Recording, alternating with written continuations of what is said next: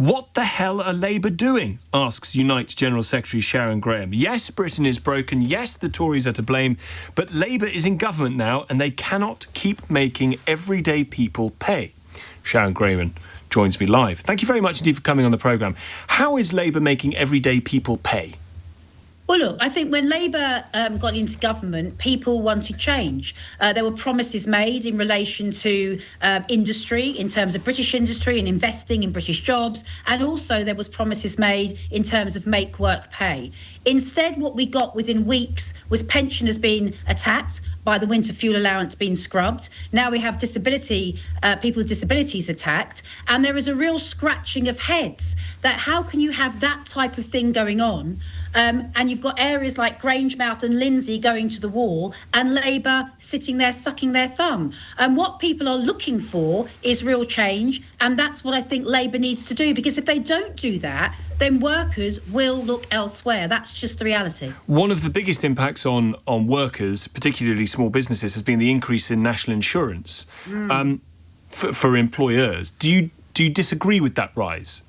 Yes, and at the time, I actually made it really clear that I thought that was a workers' tax. You know, I negotiate with employers every day, pretty much. For 35 years, I've been negotiating with employers. And when you have an increase in NI, then obviously that comes to the bargaining table. There's no doubt about that. So to me, that was an error that should not have happened. What they need to do now is to look at how they are going to put some of this right. They need to invest in British industry, in British jobs. They need to make sure that make work pay, which is what they promised British people through the Employment Rights Act, that gets put through in full. If they don't do these things, then people will move away because, of course, they're not seeing this as being a Labour government. So any suggestion in the last few days since Angela Rayner's departure that the Employment Rights Bill gets watered down, you say would be potentially a fatal mistake for Labour in a second term?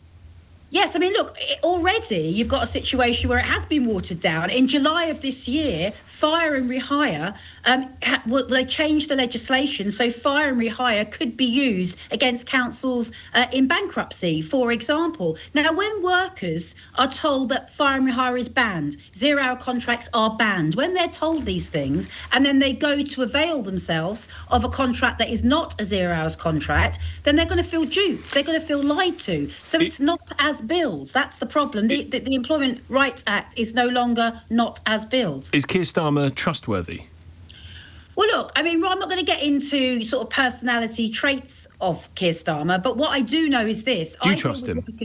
Well, I think he's making the wrong decisions. I genuinely believe he's making the wrong decisions. How in Britain have we had 2 oil refineries out of 6? We've only got 6. How have we got 2 oil refineries going to the wall? And the answer when I speak to government... Because they don't like oil. We've got to green the electricity grid by 2030. Yeah, indeed. But of course, if you want to have, you can't let go of one rope before you've got hold of another. If you want to be green by 2030, then you need a plan in order to make sure that we are self-sustaining, that we're not. I mean, how can we have a situation where we're going to cut jobs in Britain, but we're going to import fuel?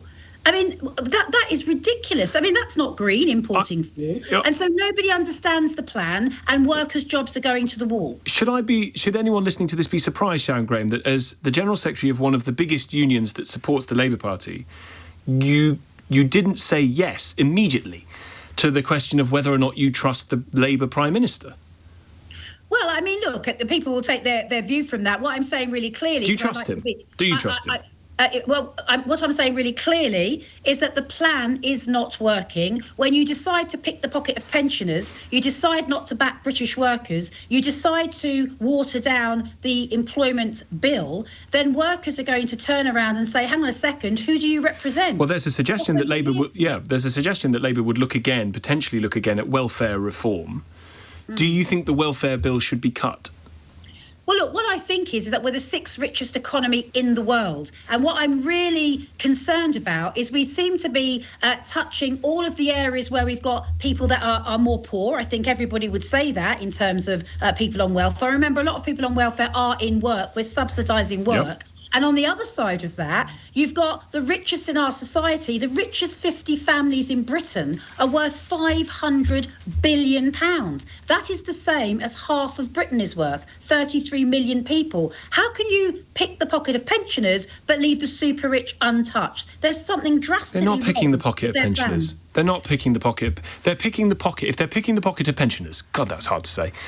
They're doing it for the richest on the winter fuel allowance. It's only pensioners who are below £38,000 a year who are above that. Sorry, who are going to miss out.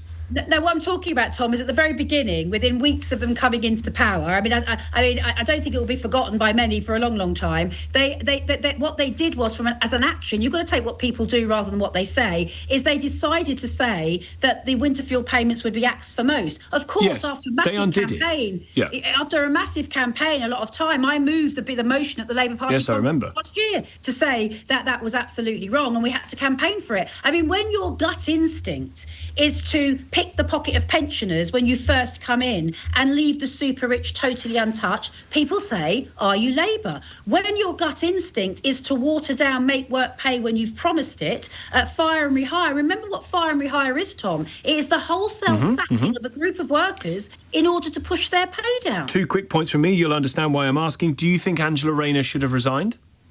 Well, look, I mean, I don't want to sort of talk about Angela Rayner particularly and add to her woes. Angela Rayner and I have had our tussle over Birmingham City Council, where those workers have been allowed to lose £8,000 in pay.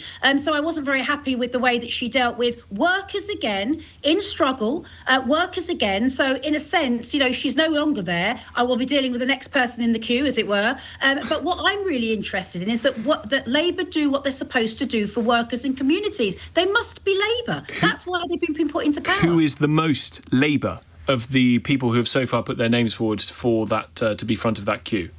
Well, look, I have been around a long time, Tom, and one thing I've learned is that actually it's not what people say, it's what they do. And I'm going to be looking, and my union's going to be looking at the track record of some of these people that have put their name forward, because there's a lot of talk going on at the moment about all the nice, cuddly things that people are going to do. Well, actually, what did they do when they had the chance? What is their track record on voting? What is their track record for workers? Because what I'll be doing that on is very simply, are they prepared to stick up for workers unashamedly?